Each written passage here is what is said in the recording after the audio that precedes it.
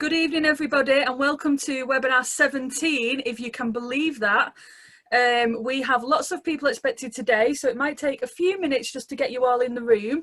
So if you can tell us what you're having for your tea. Let's keep it simple.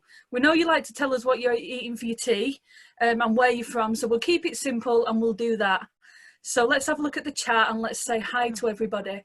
So like I was saying, we have got lots of people expected tonight, so it might take a little bit longer. So form an orderly queue. That's what we like to do, isn't it? And then you can chat to our lovely panellists. And oh, Gaviscon for tea. Gaviscon for tea. I mean, if you have to, you have to. So if this is your first webinar, fantastic. It's really, really nice to have you. If you've been to every single webinar, then that is brilliant as well. We want to say a special welcome to all of the new students, because we've had lots of lovely messages, people saying they've just found our webinars and they're just starting social work, and there's been lots of people saying that. So if this is your first webinar and you're a new student, then you are especially welcome. Hopefully you'll like it and you'll start coming to all of them. So brilliant. So let's have a look. We've got people from Manchester, we've got people from Bournemouth, we've got people from Trinidad. Ooh. Wow, Glasgow. We've got. That didn't take long, did it, to go international? Oh, Milford-on-Sea. Hello, I know. I used to live near there. Torquay. Brilliant. So, Slough. wow. So yeah, tell us where you're from, what you've had for your tea. Get yourself comfy. Don't worry, we can't see you. Hopefully you can see us. If you can't see us or you can't hear us or anything's a little bit funny, send a message to Omar and he'll look at that for you. Oh, there's appreciation for your backdrop, Siobhan. Oh, is there? Yeah. Oh yeah, Siobhan has a fab backdrop today. Yep. There you go. It's just a fold-up screen. That's all it is. Don't tell them. Spoiling Don't give the your myth. secrets away, Honestly. Siobhan. Come on. Don't ever be a magician, will you? We're like, oh, that woman in half really well. Oh, we really do it. You get thrown out the magic circle. Let's have a look. Fair. Brilliant. Qualified nurse. Oh, interesting. Is that someone who's dual qualified or a nurse that's come along just to learn about social work? I don't know. Newly qualified nurse, it says. Oh, intrigued to know more about you and your job role. Oh, we like to see people working together, don't we? So that's good. Yeah, all good. Excellent. So we are at I'm not going to say the number because I know people can get a little bit nervous. So I'm not sure whether we should hand over to you now, Siobhan. Yeah, I think that's fine. I think so. I think it's okay at this point for handing over. If anybody has any tech problems, I'm getting a message here to say, can you put it in the Q&A, because the chat is going too quickly. So just put in the Q&A if you've got any tech problems. I'm slightly worried because I lost internet connection for half an hour today, and it seems to be weather related, and the weather's not great here. So we've got the guys on standby to step in if necessary. We can screen share from different computers if we need to. So tonight's session is all about back to the basics of theory and practice. But our subtitle, if you like, and the analogy that we're using tonight is all about a picnic of theory. And that's because everybody now is so used to Kelly opening up with what have you had for your tea. I thought we'll have to have a food analogy going on at some point. So tonight we're going to have a picnic of theory in social work. And can you believe it? As Kelly said, it is our 17th webinar. I mean, we could never have expected that when we started off those 17 weeks ago to do some webinars.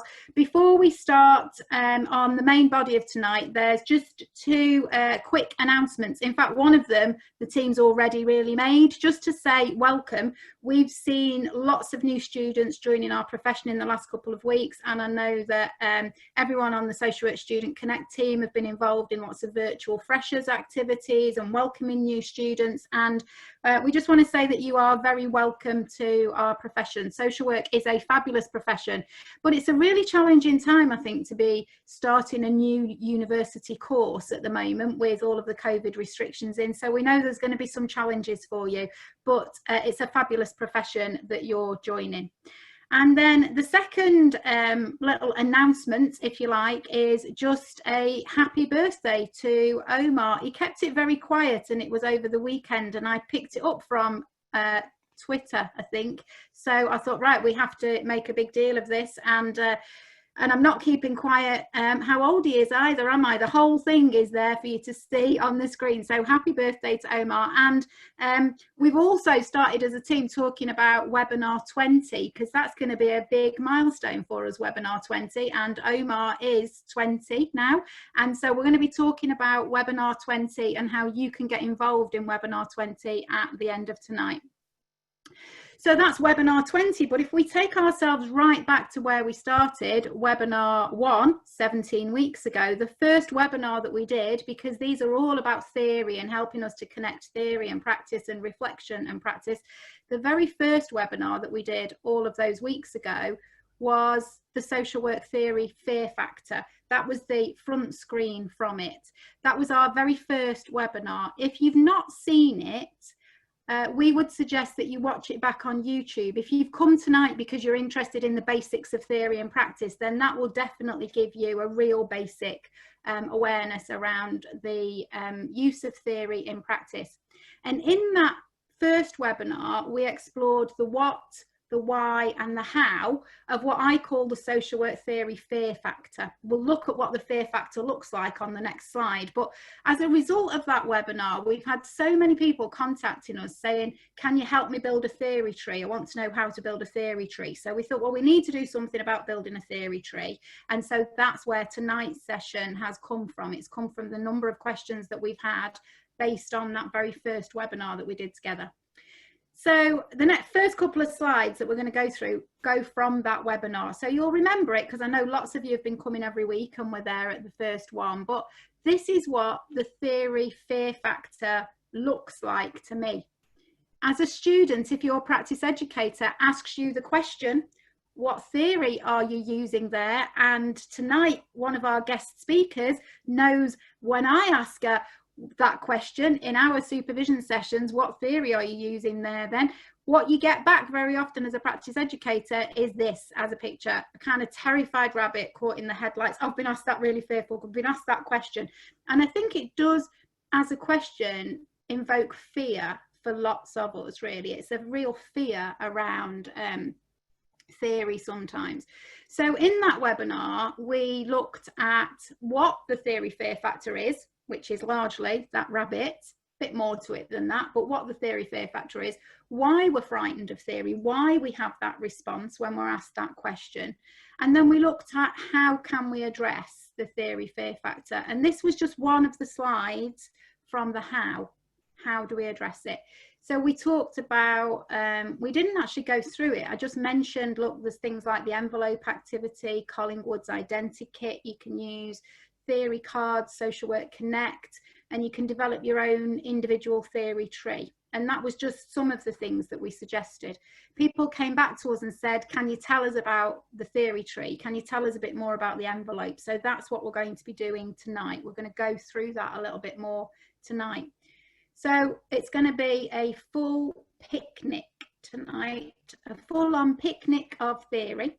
We're going to look at theory as the food of social work practice. We're going to look at developing a theory tree and how you can develop a theory tree. We're going to look at the theory sandwich, and we're going to look as well at the envelope activity. And as we do that, we've been joined by two fabulous guests who will introduce themselves later, but we've got with us Kayleigh, who is a student social worker who's going to talk about developing a theory tree. And we've got Laura Sugden, who's a social worker practitioner, who's going to tell us about using the envelope. So we're going to have some people telling us about how they've used these activities in their own practice. But before we do all of that, before we look at how can you develop your own theory tree, how can you use an envelope to think about theory in your practice, and I know quite a few people who are here tonight, those of you who are qualified, might be wanting to use aspects of this for your Social Work England CPD, and we'll be using that as well. We'll look at how you can think through all of these activities to use and upload to your CPD.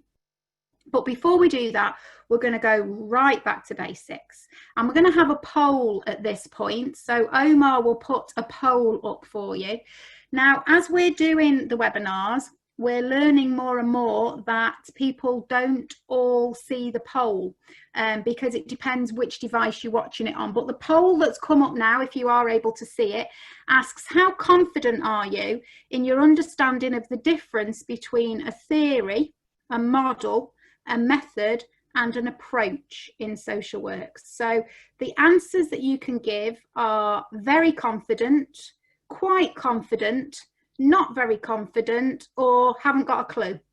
So you've got 4 options there that you can give in answer to how confident are you in your understanding of the difference between a theory, a model, a method, and an approach. And so far we've got 400 people have voted on the poll. It's going up all of the time, so I'm just going to give a few more minutes for you to answer the poll there.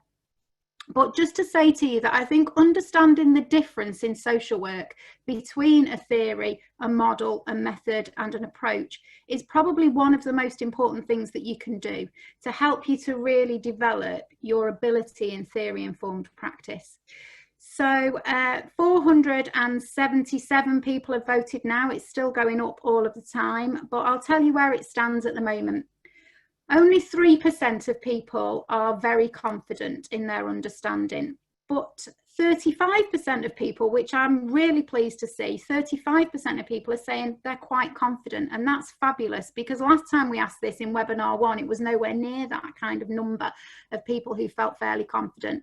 And then we've got 55% of people are not very confident, and 7% of people haven't got a clue. So we've got a big variety there, but we've still got more than half of you, so more than 60%, who are not very confident or less. So more than 60% of you tonight are not very confident or less. So we are going to start off by looking at that. We are going to look at how we can do that, thinking it through. And when we've had a poll, my screen share always changes a little bit. So there we go. So I know that this is still an issue for people, because I did a YouTube video about it at the beginning of the lockdown, and it's had more than 7,000 views now in less than 6 months, and it's getting loads and loads of views every week. People are watching that video, so I know that it's something that people struggle with. So I'm going to run through it with you again, but what I'd say to you is, especially those 60% of people who don't feel very confident, I'd say watch that video. The Connect team can put the link in the chat for you. It's, you know, you can just go and watch it. It's just a YouTube video, and that will give you a bit of an explanation. And I also think sometimes it's worth revisiting that explanation just before you're writing an assignment or something. Just revisit that explanation of what is a theory, a model, a method, and an approach. So we're just going to go through looking at what those mean before we look then at how you build a tree and why you build a tree, I suppose. So in terms of theory, a theory helps us to understand. A theory is all about understanding, and it might help us to understand society, or it might help us to understand situations. Some theories help us to understand people and possibly behaviours. Some theories help us to understand development and human development. Some theories help us to understand ourselves. Some theories help us to understand processes. All that a theory does is help us to understand something. That's what a theory is all about. It helps guide understanding. It helps us to explain really what's happening and why we think it's happening. And maybe even a lot of theories also help us to predict what we think is going to happen next. But theories do not say to us, here's what to do. All a theory does is it's about our understanding. It's about how we understand something. It's knowledge and understanding. So that's a theory. And theories can be drawn from lots of different places, lots of different disciplines, and they may or may not have a good research base behind them. Some theories are very evidenced in research, but some theories are not very evidenced in research. But essentially, a theory helps us to understand. So I've put some examples down there. What I tried to do when I was putting the slides together over the weekend, I put down theories that I'd been thinking about that week or talking to students about in supervision that week. So things like attachment, very commonly used in children's, but increasingly now being used in working with adults. We're also now developing, I think, much more our understanding of attachment to objects, attachment to place. So we're developing a lot more understanding around attachment, for example. Othering, we've talked a lot about othering over the last few webinars, particularly the anti-racist practice webinar and the poverty aware webinar. Theories around child and human development, there's some more examples. Critical race theory, of course, we talked a lot about that in the anti-racist practice webinar. Cartman's drama triangle, that can help us to understand processes and what's happening. So that's some examples of theories, but there are loads. I mean, I've just given you a couple of different examples. In terms of a model is something that guides our intervention. So it's all about how we do something. It's about how we go about doing something. So, you know, last week we looked at models of disability, didn't we? And we talked about the social model, the medical model, the tragedy model, the charity model. We looked at lots of different models last week, and models are really about how do we approach something, I suppose. How do we intervene in a situation, or how do we go about doing something, or how do we respond? So it's all about how, really, a model. So social models of assessment, that's something I've been thinking a lot about recently, certainly talking to students in supervision, a lot about models of assessment. The Hackney model, which is sometimes used to be called reclaiming social work, but the Hackney model is a model which led to lots of working around pods, and lots of local authorities take aspects out of the Hackney model. I've been thinking about that because I was writing something about it. Signs of safety, that's a model of child protection. It came from Australia, but is now increasingly used in all safeguarding. So it can be used in adult safeguarding as well as children's safeguarding. So there's another example. And family group conferencing, I've seen a lot about that on Twitter just recently, because there's new qualifications available in family group conferencing. So seeing a lot of that as well. So that's why I've been using these examples. They're all the things that I'm thinking about. So there's some models. A model is about intervention. Then we've got methods. Now, a method often would be depicted with a toolbox, but I've done it with a picnic basket of methods because it links in more clearly to our analogy that we're using tonight. But a method is essentially a tool or a technique that you use in your practice. And a method is generally drawn out of a model. So some of the methods that I've used recently, or been talking about recently, if I've not used them myself, strengths mapping. I use strengths mapping quite a lot. That's used, that comes a lot out of some of the Department of Health and Social Care material around strengths-based working. So strengths mapping is a useful method. Eco maps, everybody's familiar with eco maps. GEMS questioning, I've been using those a lot recently. So if you're not familiar with it, GEMS questions are a form of solution-focused questioning. The G stands for goal setting, the E for exception finding, the M for miracles, the S for scaling. And it's just a questioning method. It's the way in which we do questioning. Then there's 3 houses. That's very commonly used. I think in some ways it's overused as a method of direct work, but lots of other direct work tools would be considered to be methods. Now, methods are drawn out of, largely, as I say, drawn out of models. So 3 houses as a method is drawn out of signs of safety. Just because you use the method, it doesn't mean that you're automatically using the whole of the model. So if you use 3 houses, that doesn't mean you are using signs of safety, but it means that you have used part of signs of safety. You've used something that's drawn out of signs of safety.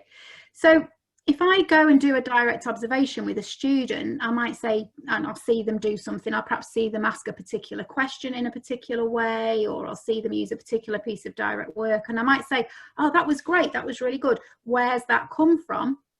And then they'll say, oh, I had it off my friend, or I told me, you know, I saw another social worker do it, or oh, I got it off Social Work Toolkit on Twitter or something. But actually, that's not clear enough for you to be able to demonstrate that you're using theory-informed practice. So those of you who are students, it's much more helpful if you understand where your method has come from. Much more helpful if you do that. So that's a theory and a model and a method.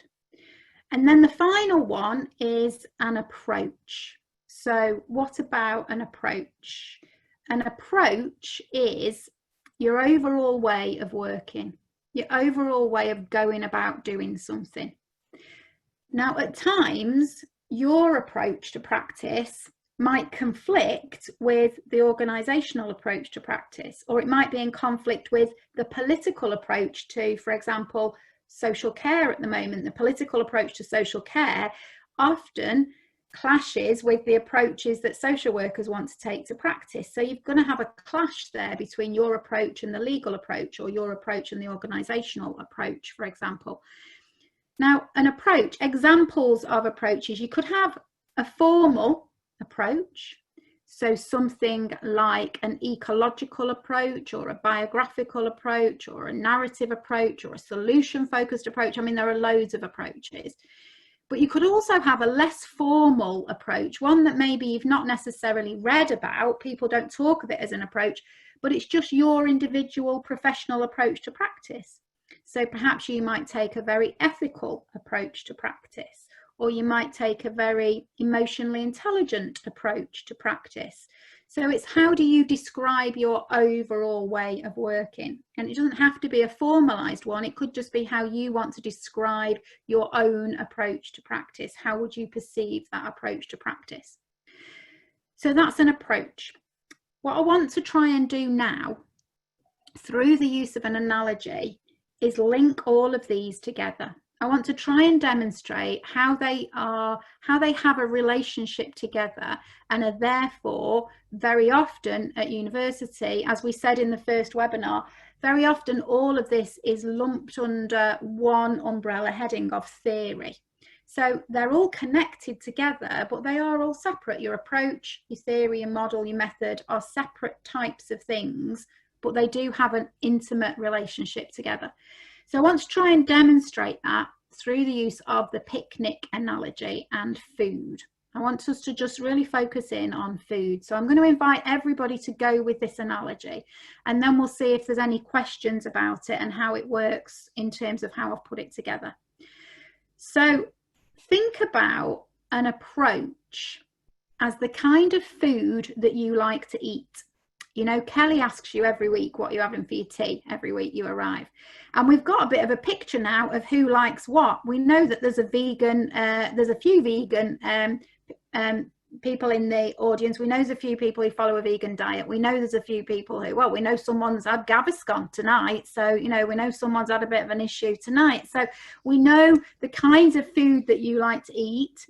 So if I were to say, it's not, by the way, because it's not possible or feasible because we're all at such a distance. But if I said, right, okay, tea's on me tonight, you know, instead of Kelly asking you what you've had, tea's on me, I'll treat us all to tea. I mean, I can't because we're all so distant. But if I said that, we couldn't agree on what we'd want to eat. There's too many of us. We all want different kinds of food. You know, some people might say, oh, I want Chinese, and some of you all want pizza, and some of you all want something else. And, you know, some of us want comfort food, and some of us might be doing Slimming World. And there's a whole range of different types of diet out there. Sometimes the food you like is based around particular need that you've got, maybe a dietary requirement that you've got, maybe an allergy that you've got, or an intolerance that you've got. That's why you need that particular food. Sometimes your approach is about a particular need that you have, or maybe a particular need that the family you're working with has. So approach and food are very similar in lots of ways. Sometimes the food you want depends on the kind of day you've had and the mood you're in. You know, you might feel, oh, I just really need some comfort food tonight because it's been a tough day. then that's similar. Sometimes the approach you take at work is based around the kind of mood and the kind of day you've had or the kind of week you've had. It might be that you think, oh, I haven't got very much money at the moment, so I'm going to have that kind of food. Well, that can relate into the kind of approach that you might want to take. Because if I said, what would you like to have? Tell me your favourite restaurant. You might say, oh, it's this lovely little Italian. It does its own homemade pasta. It's really lovely down the road. But you might say, that's where I'm going to go. That's the approach I want to take to practice. But the employer that employs you might say, well, we can't afford that. You can't go to that restaurant to eat. You can't have that approach. The only approach you can take is McDonald's, because that's all we can afford. So your approach can be limited by a whole range of different things. Also, you wouldn't have the same meal every day. If you were eating with somebody else, you might cook to their tastes. You might change things for their tastes. And so your approach, you don't have one single approach to practice. You'll have a range of approaches that you can draw on. You'll change your approach based on working with a particular family, or because you know this approach works well in this situation or with this kind of issue. But there'll be some approaches you go back to all the time. For me, that's cake. I go back to cake all the time. Cake is my thing. I go to it all the time. It's a bit like there'll be certain approaches that I really like to use. I really like a hopeful approach to social work practice.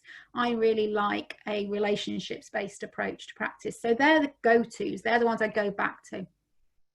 There's some approaches that I would never use, or I'd say I'd never use them. So for example, I would say, having been a social worker for 30 years, I would say to you, I really dislike a behaviourist approach. I think a behaviourist approach is really problematic. There's lots of really difficult models that come out of a behaviourist approach. I really don't like a behaviourist approach.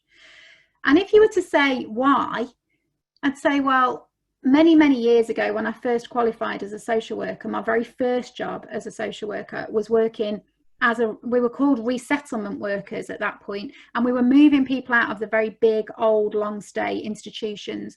And I was attached to a ward which was called the Specialist Behaviourist Ward. I was told this was a highly trained staff group and it was a specialist ward, and they took this behaviourist approach.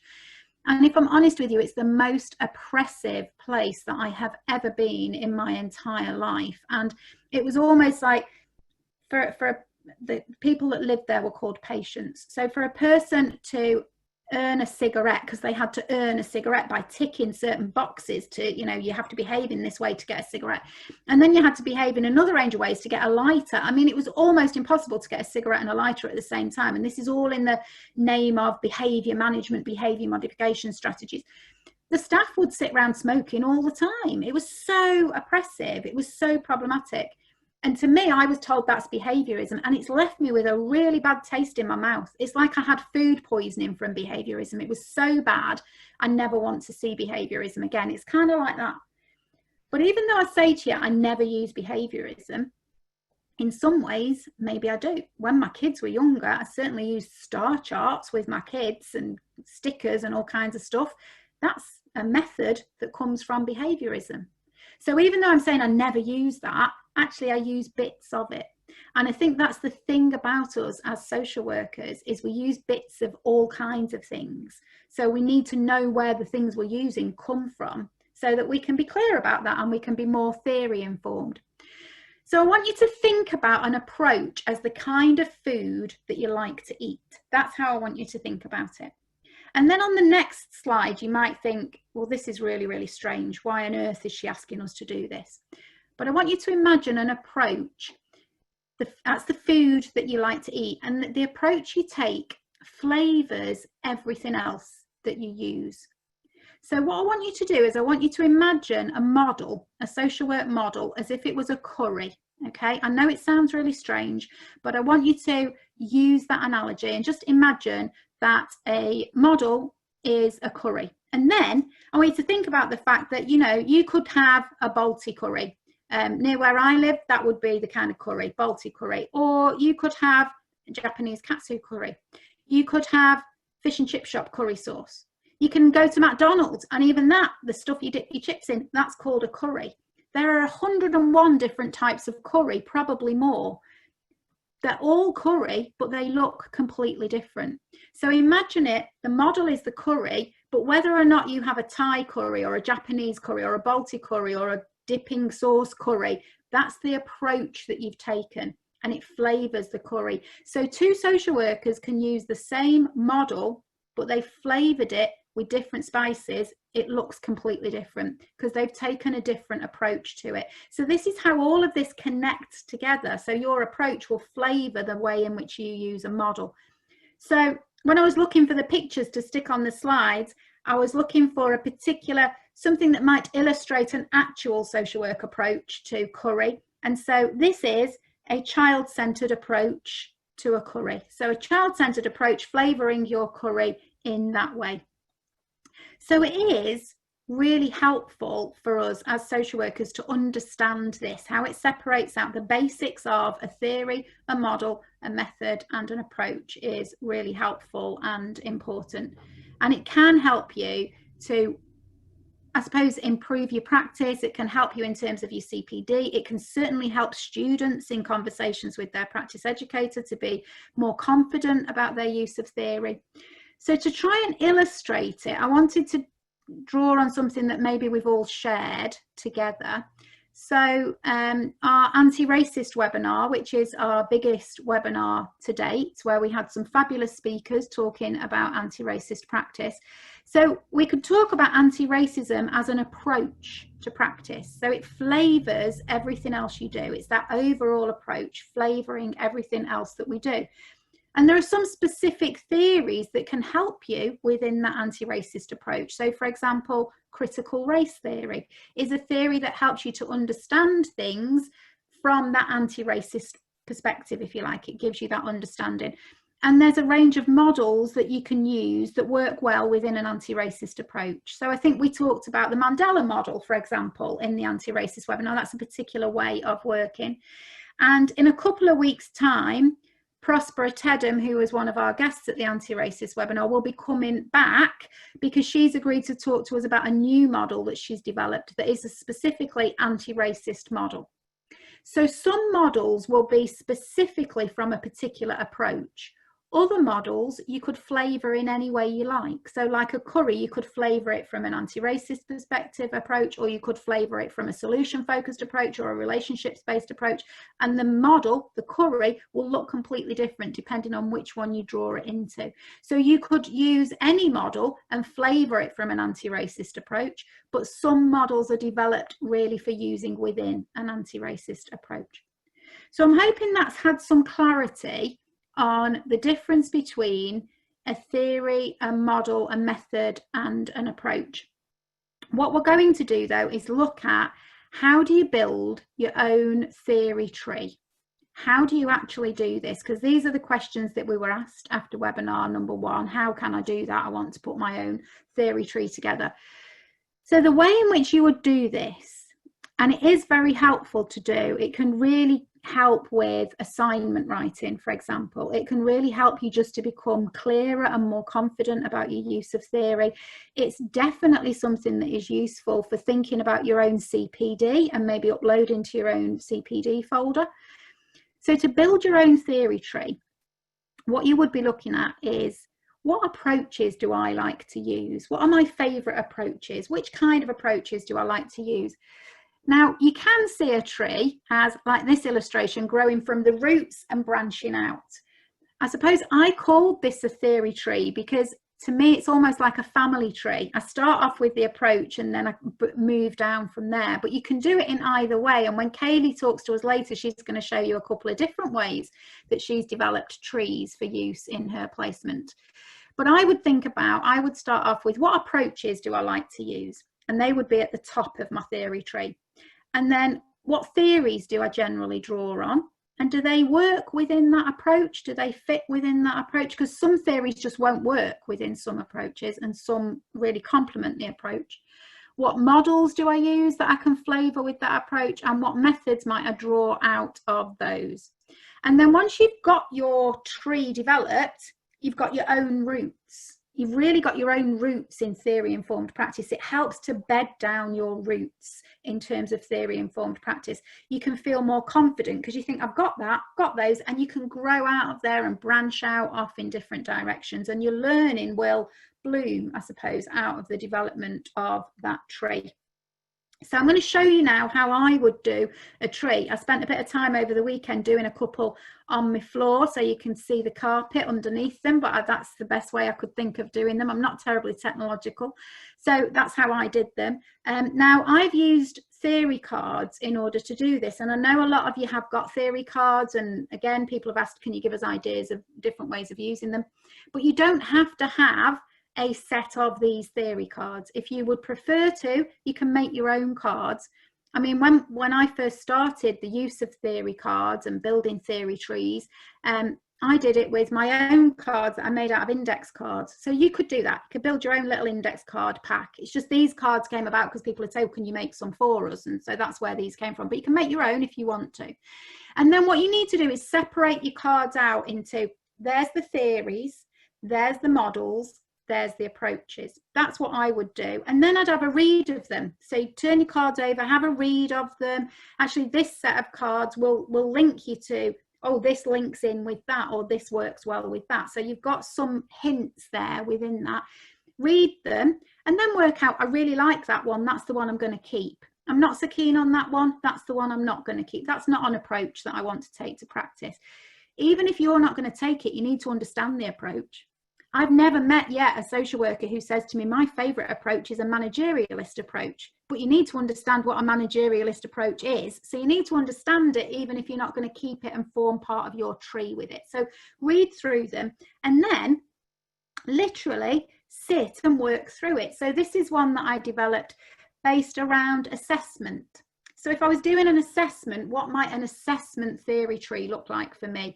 Well, I like to take a narrative approach, and I like to be very strengths-based and very relationship-based. So they're my approaches across the top. If I'm doing an assessment, they're the approaches I would like to take. And I might want to draw on human growth and development, because I think that's really helpful, and I think often we don't use it enough in terms of theories. So the theories I've put there are Erickson's 8 Ages, Levinson's Seasons of Human Development, and attachment theory. And then in terms of models, I've got models of assessment, and out of that, the methods I've got are triangulation and strengths mapping. That's commonly what I would use if I was doing an assessment. That would be my tree for doing assessments. Now, I might have a different tree for when I'm doing intervention or when I'm doing support planning, but that's the kind of thing that I would be building up. That's what my tree would look like for assessment. And then what I'd do is I'd kind of just circle that. I might even take a photo of it as I have here, and I keep that, and then I've got it. So that's my assessment theory tree. If I was doing some ongoing work with somebody, I was trying to put together a few different ideas. If I was doing some ongoing work with somebody, I really like a solution-focused approach. So, okay, I'm going to take a solution-focused approach. Let's say I'm working with somebody and there's some issues that I'm helping them to work through. I want to be solution-focused in my approach. I would often, if I was working through something with somebody, some of the common theories I'd use might be labeling and stereotyping, understanding how is that person being stereotyped and labeled, and how might that have led into learned helplessness. And then the models that I'd be using, trans-theoretical model of change. So I'd be looking at working with someone through change. I might also be looking at models of risk assessment, because thinking about risk, what's going on here. If I'm working with a person through change, as change is occurring, are risks being heightened, for example? And I'd probably draw on motivational interviewing.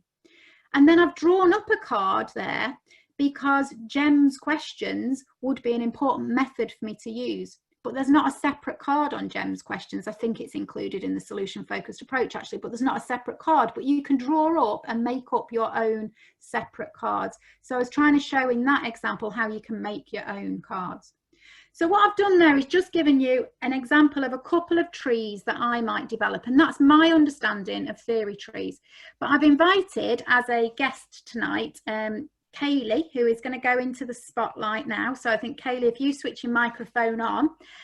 Kayleigh is just about to finish her first placement, and So I suppose we should say, Kayleigh, I am your practice educator. So Kayleigh's here for PCF domain 9. So there's no pressure on her tonight at all, is there, Kayleigh? No, she's already met that domain, so it's fine. But Kayleigh's going to tell you a little bit about her theory trees. And Kayleigh's got 2 ways of doing them, which is really interesting. So you're going to share that, aren't you, Kayleigh? So you tell me when to turn the slides on and you tell people about your trees. Yeah, that's fine. So hi everyone, I'm Kayleigh. Siobhan, if you want to change the screen over and I'll do the first tree. So this is the first one that I developed. So it's quite simple really. So it looks at your approach. So I relate it to a family that I'm working with at the moment. So I've gone for a relationship-based approach. And then the theory I'm using within that case is ACEs, attachment and feminism. And then the model is models of assessment, because my main work is completing assessments in the team that I'm in at the moment. And then the method I use is triangulation. So that's quite a simple way of looking at a tree. But then I did go on to develop another idea, mainly for writing my case analysis, just to kind of unpick it and look at the law elements and my values and everything else that we need to incorporate in a case analysis. So if you could just turn the screen over, Siobhan. I can. I was just going to say, Kayleigh, this also relates to your case analysis, doesn't it? So you did both of these trees relating to the case analysis, didn't you? Like the theory tree, and then your next tree builds on the theory tree, doesn't it? I think. Yeah, it brings a bit more into it. Yeah. Yeah. Okay. Okay, so the second tree that I've done, as you can see, is in a bit more detail. So you can see at the bottom, at the tree trunk, I've got my values. So my values within my case was that I wanted to make sure that I was anti-oppressive, I was honest, I had empathy, and I was ethical in the decisions that I make, which I think are really important within social work. And then you can see that I go on to the theoretical knowledge, which is the same as what was on the slide before. So my approach would be relationship-based practice. My theory is attachment, ACEs and feminism. And my model is my models of assessment, and my method is triangulation. And then the general knowledge is kind of like the law element relating to the case. So the main law element within the case that I'm using at the moment is the Children's Act 1989 and the Care Standards Act 2000. And then if you look to the other side, we've got the skills. So the skills I wanted to make sure that I incorporate is that I have good record keeping skills, that I have good communication with my families, good listening skills. I think it's really important to show families emotional intelligence and to be able to reflect. And just to add on to the communication and the listening skills, that's even more important at the moment because of COVID-19. My placement's actually been like virtual really. I haven't really done any visits and I haven't been able to go out and see as many families as I would normally like to. So within the communication and the listening skills, it's really important that you show them when you're talking to families over the phone. And then using yourself in social work, so thinking about your awareness of your own feelings, your boundaries, what's safe to share, what's not safe to share. And I think part of that, you could probably put your reflection in there as well, because you do reflect at the same time. So I found that really helped when writing my case analysis and trying to unpick all those areas really. So I hope that some of you will be able to take something from that and that will be helpful to you. I think what I would just say, Kayleigh, is and I just want people to know, it didn't look beautiful like this when you brought it to supervision, did it? So you can just it was very scruffy. You can just draw a scribble of your tree, can't you?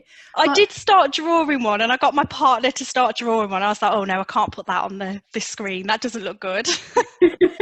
But I think you can draw, the thing is you can draw anything to take to supervision. But I think what's really good about the way you then took your initial theory tree and then you grew it out, didn't you? A bigger tree with everything else in there.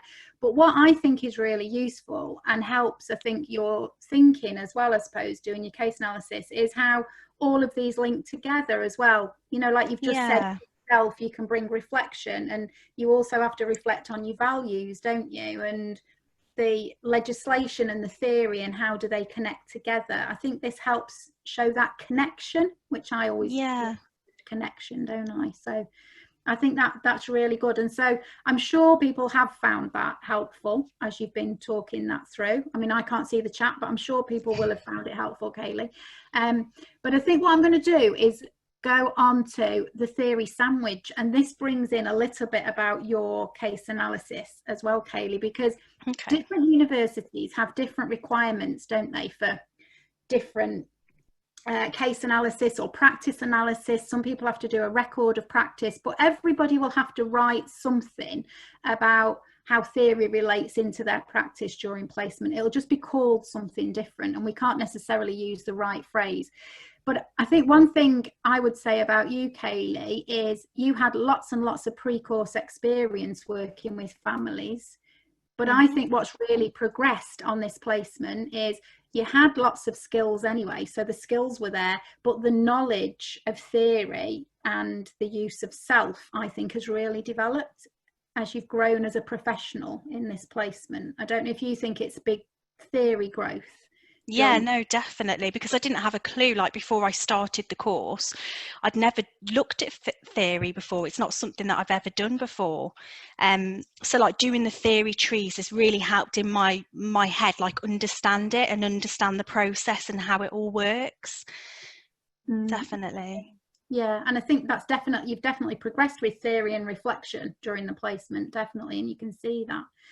But your particular programme asks you as well, doesn't it, to make it even more complicated. You've got the whole of that tree, but then you've got a sandwich that we've got to stick underneath the tree, because your particular programme says that you have to draw a theory from sociology and a theory from psychology, doesn't it? So you have to show different. So you've got to show how you're using both. And so the way that I would understand that, and the way that Kayleigh and I have talked about this in supervision, is it's like a sandwich of theory. But this goes back so that people kind of have a clarity about why is this and why have we got all these different theories going on in social work. It actually goes back to the late 1980s, and it's really important to know when this was done, because it was done when social work training was starting to become more and more academic.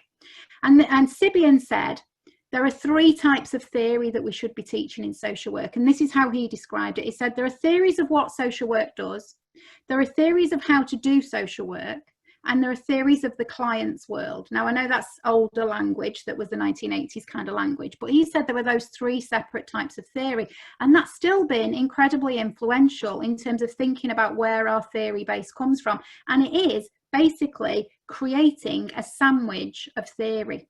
So what we've got is, although on this illustration it's upside down, the bread, but what we've got is the theories of the client's world. That's basically the theory we draw from psychology. So that's your things like attachment theory, attribution theory, all the development theories. That's your psychology. Then the other piece of bread is sociology. That's the top layer of Sibian, theories of what social work does. So that's your things like feminism, anti-racist practice, neoliberalism, radical practice. It's all of the sociological stuff that sits there. And then what sits in the middle is all the models and all the ways in which we do things. So that's why if you're at a university that asks you to draw some from sociology and some from psychology, it's to show that you've got an understanding that, in a way, you could argue that psychological theories begin to put everything down to what's going on for the individual. Sociological theories look at the environment. And what we do as social workers is we see the person in the context of their environment. So we have to understand both types of theory. And that's why you're being asked to do sociology and psychology. And I know that that's common. A lot of universities ask you to do that. So thanks for sharing your trees, Kayleigh, with people. I think that's really helpful for people to hear about how it works. We're going to go on to looking at another activity, and I wish it fitted in better with a picnic. It doesn't really. You don't tend to take many envelopes out with you on a picnic. I thought about turning it into a serviette or something, but it didn't really work. So I thought, no, we'll stick with the envelope. So this is an envelope activity.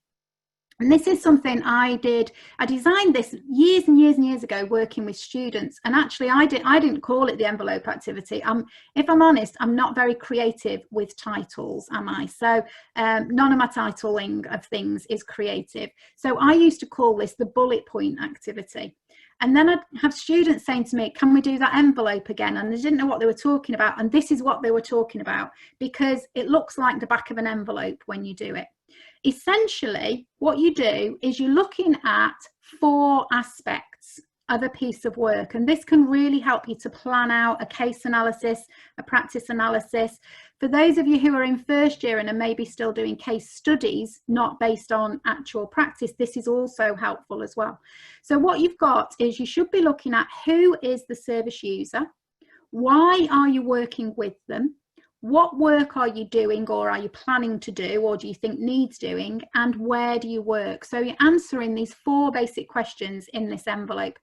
Now, over the weekend, the team and I were chatting about, we need an example of an envelope, who can we use? And we've had a whole range of, we thought maybe Eeyore, I think Chris was suggesting Eeyore, some of the Winnie the Pooh. I think we had Paddington Bear, Becky thought. We went for Bart Simpson for a range of reasons, but we went with Bart Simpson, partly because the colour theme for tonight is yellow. So we thought, you know, it'll work. So this is Bart Simpson. Now, I don't really watch The Simpsons, so this is what the team have told me about Bart Simpson. So what we do is we draw up, you just take a piece of paper. When I'm doing this, I go into supervision with a student when you could still go into a room together before, like Kayleigh and I do it all virtually. And I just take a big piece of flip chart paper and some Sharpie pens, and we just literally draw diagonally across a big piece of flip chart paper, and we end up with these 4 boxes: who, why, what, where, and goes round like that. And in the who, you just put some key points. So key points about Bart is he lives with his parents and his 2 younger sisters. He's American, he's a 10-year-old boy, and he's good at skateboarding, apparently. Then in why are we involved, Omar was particularly worried because he said, I don't know, but Omar said he's strangled daily and he's very worried about him. So he's strangled daily. Chris was concerned his baby sister is not meeting milestones. I think it was Kelly said he's in trouble at school. You know, we had a whole range of referrals from the whole team here about this. There's parenting capacity concerns and there's family conflict. So that's why we're involved. What work are we going to do? Well, we're going to do an assessment. We need to do some direct work to elicit Bart's wishes and feelings, and we're going to speak to school about what's going on. I think Chris said there's a school counsellor involved, so we'd probably speak to them as well. So you've got there, who is it? Who's the referral about? Why is the referral coming? Why are we involved in this situation? And what work are we doing? And then the 4th box, the where, that actually doesn't relate to the service user, that relates to the practitioner. So once you've done that box, that remains the same through the whole of your placement or in your job role. That 4th box, that where, remains the same. So we imagined that the referral for Bart Simpson would have gone to a children's safeguarding team. It was a statutory service, it's an initial assessment short-term intervention team, and it's a fieldwork based team. So that's your envelope. Now, what we've done is we've put all of the information into the envelope. Now, when you've put it in, all you can do is you can put bullet points in. Then you have to stop talking about the actual situation. We've now kind of, if you like, we're taking a helicopter view of what's going on here. Because one of the problems, especially when people are writing case analysis, is they tell us the whole story of what's going on in this person's life. You know, they tell us the whole of the Simpsons story. Well, if you think about it, you can't have marks for telling us the story of The Simpsons because it's about what you've done here, not what's going on for The Simpsons. So this is a way of us now stepping back from this situation, stepping back from what's happening for Bart and just looking at what theory might apply. So if we were doing this in our old-fashioned way, if you like, with the Sharpie pens, we'd change colour Sharpie pen and we'd go round each bullet point that we've got and put what theory might have something to say about that bullet point. So the question isn't what theory are you using, it's what theory might have something to say about it. Now that looks like a complete mess now because I've just scribbled over the top of it. Well, here's the theories. Look, he lives with his parents and his 2 younger sisters. So you might use systems theory to think about that, or attachment theory, or Bowen theory, or social learning theory, or Maslow, or his needs being met. So you get the idea. I just scribbled this out really quickly. I didn't spend a lot of time on it. I just scribbled all of the theories out. And that's what you do. You just scribble all the theories out relating to each bullet point. Now what ends up with, you get loads of theories. You cannot possibly use all of those theories. But what it does is it shows you, look, these theories might have something to offer you in this situation. So it helps move you out from just that one or two theories that you know that you apply to everything that comes along because that's the only one you're confident about. This helps open it out. So there's potentially more theories here that you could draw on, more that you could do. And then what we do, as we look at that now, and I don't think the way I've drawn it up really works very well, but what you've got is, the reason I do it in that envelope way with the diagonal lines is because if you draw that diagonal line that I've done there with a highlighter pen, the who and the why, you tend to get mostly theories coming up in that area. And then the where and the what, you tend to get mostly models coming up in that area. Now that makes complete sense, because if a theory is about us, our understanding, it makes sense that when we're thinking about who is this person and why are we involved, that's all about our understanding. And if a model is about our intervention, it makes sense that when we're thinking about where do we work and what are we doing, it's going to be models that come up. So that's what you end up with. You get theories on the one side, you get models on the other side. Mostly, you'll get a few stray ones on each side, but that's mostly what will happen. Now, don't make that happen. When you do your envelope, don't make it happen, but you'll find it will naturally happen. It will occur like that. You can't possibly use all of those theories. So on an envelope, you have to put a stamp on it in order to post it. For it to go anywhere, you have to have a stamp on your envelope. The stamp you put on the envelope, that's the personal approach you're taking in this situation.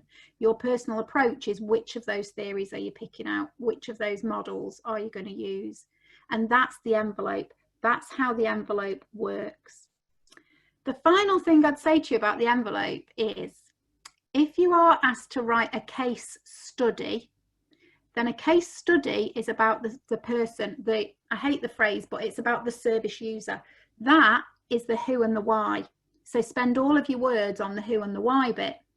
If you're asked to write a practice analysis, the main focus should be on your what and your where, with just a little bit of who and why. And the biggest thing that goes wrong for people when they're writing a practice analysis is if they've got 2,500 words on a practice analysis, they'll use 2,000 words telling me the story of the service user. That's not where your marks are. The marks need to be in the what and the where. Now, some universities ask you to do a case analysis, which is actually a mixture of both, so you need to get a balance of all of that in. So it's totally dependent on what you're asked to do. Case study, focus on the who and the why. Practice analysis, focus on the what and the where. Case analysis, try and bring all of it in together. So what you've got there is a way of you planning an assignment, if you like, as opposed in some of the ways Kayleigh's shown you. I think this can be a useful way to think it through. And you can go further. I've used a red pen to go all the way around here looking at theory, but you could then change to a green pen, go all the way around what legislation might relate to each bullet point, then change it to a purple pen, which of the PCF domains or the National Occupational Standards or whatever you have in your country do I need to link into these. So you can end up with a really messy piece of paper, but a great way of trying to start yourself off with writing and conceptualizing it. So I think last week, just after last week's webinar, when we thought, right, we're going to talk about envelopes, I think I put a tweet, I think it was a tweet I put out, Laura, to say, has anybody used the envelope activity? Will you come and be a guest on the next webinar? And Laura came forward. So I think, are you there, Laura? Are you going to put your microphone on? Yep. Hiya. So, hi, everybody. Yeah, so I qualified in 2018. I studied with the Open University and I've worked in adult social care for a few years beforehand. I got introduced to the envelope activity actually in my third year.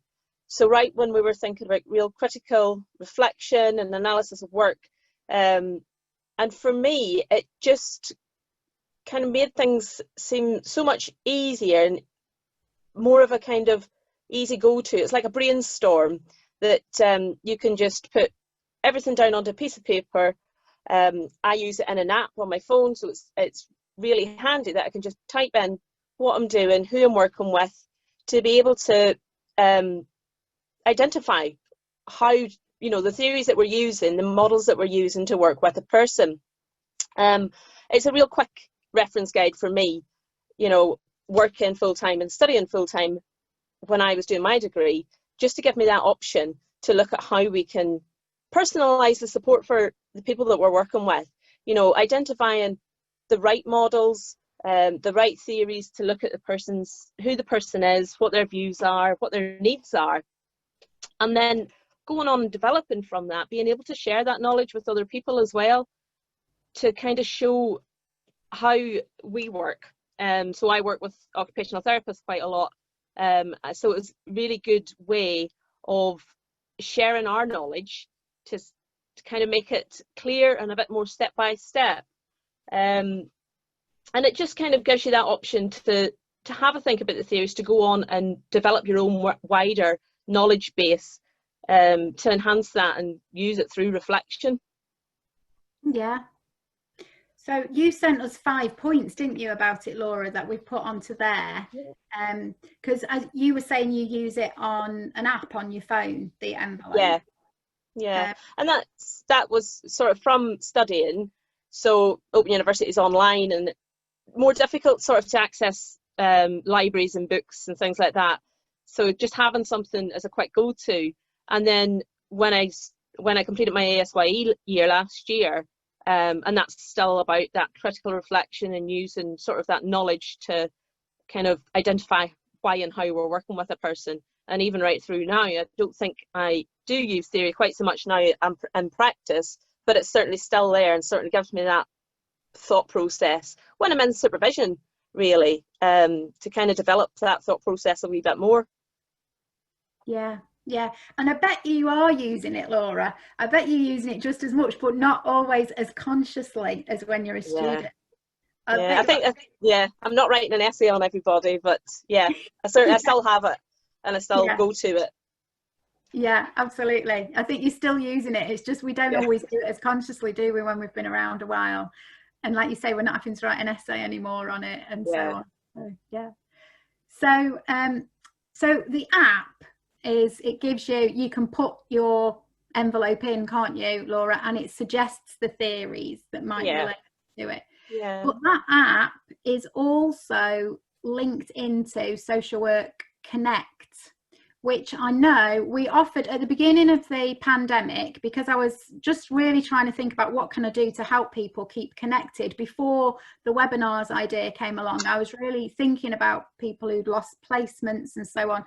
So I knew, as Laura has said, how people find the app helpful in their practice. So there is a widened version of the app, which is a subscription thing that local authorities have. So I made that available to students for free during the pandemic. And we said that would be until the end of September. And today is the last day of September. But we are going to extend that further now. So thank you ever so much to Laura for coming and telling us about her use of the envelope and how she did that. And thank you for telling me about how useful you found this, because what it's partly made us think about is we're going to extend Social Work Connect's availability to students. So I tried to do a bit of a screenshot, but I'm not great with I don't know if it's very clear, but anyway, this is how you would use it on Social Work Connect. So Social Work Connect has lots of different parts. One part is the envelope. You go in and you make a new envelope. So you can see on the screen there, it goes new envelope. If you can see it enough, I typed in Bart Simpson into the app to see what would come up. And when you've typed in the whole of the who, the why, the what and the where, it tells you ask it then to suggest the theories, and it tells you how many theories it's connected into each area. So I think for Bart Simpson, it's the Social Work Connect came up with 14 for who, 20 is it for why, 15 for what, and 30 I think for where. So basically what you get then is you open up each part of the envelope, because I know a lot of people are using Connect but are not using the envelope, maybe because they don't know how to use it. So you can open it up and it will then do this for you. So look, what you've got here is I've typed in the first bit about Bart, that is 10 years old. underneath it gives you, these are the theories, the child development theories, and what they say about being 10 years old. So you can click on each theory and read a bit more about it, and it will give you the suggestions about what you would expect at 10 years old in terms of theory. Sometimes you'll type something in, and I did this on purpose to show that it won't come up with a match. So look, it didn't come up with a match for likes skateboarding or is good at skateboarding. It says no matches. It didn't match anything. So it's not going to work for everything. I think it's still good to do it on a piece of paper. But what Social Work Connect or the app does is it gives you that, it kind of points you towards the kinds of theories that you might find useful in that scenario and that situation. So as I said, we had made it free until the end of September, but we are extending the offer. So those of you who are already using it, you can continue to use it for free. If you haven't got it yet, because as we said at the beginning, we know a lot of new students are joining, and you wouldn't have known that it was made available in March, available for free in March. So if you want it, you just need to email. The email address is there. Email helpdesk@kirwinmaclean.co.uk.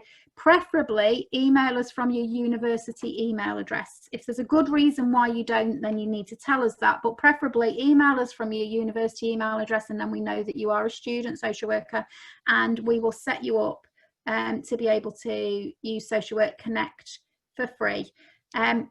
I am with the team, the Student Connect team that you all know from the webinars. We are now testing out new things on Connect, and so we may ask you to test out a few new ideas for us. We're going to look at how we can get a theory tree development part to it and so on. So we'll be coming to you perhaps to ask you for feedback on that, but that will be made available. So you just need to email us. So we tried to answer some of the questions after webinar 1. How do I do that? We've tried to answer the questions tonight. How do I do an envelope? We've shown you that. Laura's talked to you about that. How do I do a theory tree? We've shown you that, and Kayleigh's shared with you her thoughts about that. So we're going to draw towards a conclusion now of tonight's webinar, but it's been largely about going on a picnic and all about trees. And you might feel like there's a whole forest of theory to get through and to understand, especially when you're right at the beginning of your training. And there is, actually, there's a whole forest of it. I mean, I think in the cards, there's 115 cards or something, I think. So there's loads of different theories that, you know, you can draw on.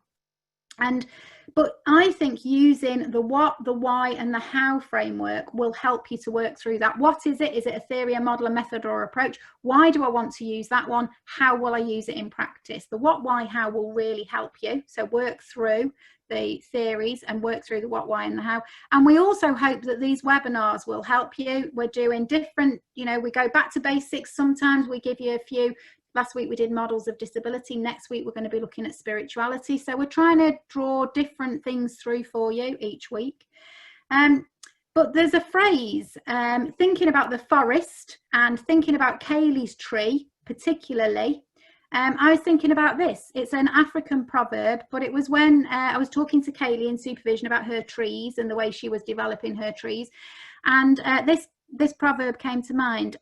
When the roots are deep, there is no reason to fear the wind. And that's very true, you know, and in social work, we face challenges all of the time.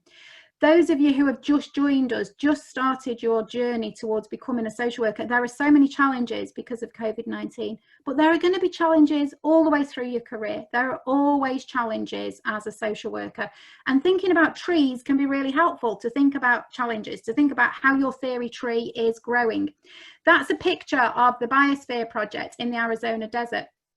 And this is when they were growing trees in the Biosphere project, what they found was the trees were planted, they grew to be a certain height, and then they toppled over. The trees didn't last. The trees just stunted growth or toppled over, and it baffled scientists who spent ages theorizing on why aren't the trees working? Why don't the trees grow? And then they realized one thing that they had failed to replicate in the biodome was wind. They had sun, they had rain, they had everything else, but they hadn't replicated wind because they saw wind as being wholly problematic. But wind is needed. Trees need wind to blow against them. If wind doesn't blow against the tree, then the tree's roots don't bed down. So there's an interconnection between the challenges we face and the roots bedding down. So the challenges of learning about theory, if you tackle those head on, rather than denying it, rather than avoiding it and thinking, I'll just use those two, I understand them, I'll make them fit everything. If you think about the challenges and bed your roots down deeper, that's how you learn and how you grow. So challenges takes us on to the final slide, that we need roots, but we also need the wind. And what we're going to be looking at in the next couple of webinars is some of the challenges that we might face as social workers. And webinar 20, we started off with Omar's 20th birthday, and we're just going to tell you a little bit about our big 20th webinar. So it's in a couple of weeks' time. We're on number 17 now, so you can tell when we get to number 20. And what we want you to do is get in touch with us. The team will put in the chat where to email, but we want you to get in touch with us if you'd like to contribute to our big 20th webinar. We're thinking about all kinds of things. We're thinking about maybe, what does studying look like in 2020? What does practice look like in 2020? Do you just want to come along and talk for 5 minutes about this is what studying looks like in 2020? Maybe you want to tell us about what your hopes are for the future. Maybe it's your 20th year in the profession and you want to tell us about your 20 years in the profession. Maybe you're 20 years old and you want to tell us about what you want to bring to the future of social work. Or maybe there's 20 freshers in a group that just started university and might want to get together and say, here's what we think about social work, and we're new to the profession, and here's things we think, and there's 20 of us that have put it together, and one of you can come and share it with us. Anything that sits around the number 20, we would really like to hear from you. In our 10th webinar, as you'll know, we had lots of people joining us sharing their models of reflection. So in our 20th webinar, we're going to leave it open to you what you share, but we want it to hang around the number 20. So it can be 20 of anything, your 20 top tips, 20 of you coming together to tell us what social work looks like, whatever you want it to be. So get in touch with us, the team will tell you who to email. So as I said, our upcoming sessions are next week. We are looking at spirituality and social work, and the link to register, I'm looking at the guys, is that going into the chat now? Chris is nodding at me. So the link is going into the chat right now for you to register for that one. I'm really interested in that one. I think it's going to be a fabulous webinar next week. And then the week after, we're looking at anti-oppressive practice, a new model for action. So we've got 2 weeks coming up where we're going to be looking at specific areas of practice, and then it's the big number 20. So then it's over to you for your ideas and your thoughts. So it just remains for me to say thank you very much to the team tonight. We haven't had, I should have said at the beginning, because there's so many people and there was so much to get through, that we wouldn't really have time for any specific questions, but Kat and Chris will do a really good job of telling me what those questions are later, and we'll try and get to those in the email that we send out to everybody that's here, because as you know, if you've attended before, we send you out a follow-up email and we try and answer any questions that we didn't have time to answer in the webinar, and we'll send you links maybe to some resources that we think will be helpful to you, or if people have suggested things in the chat, we'll look at those and we'll put links into the follow-up email for you. So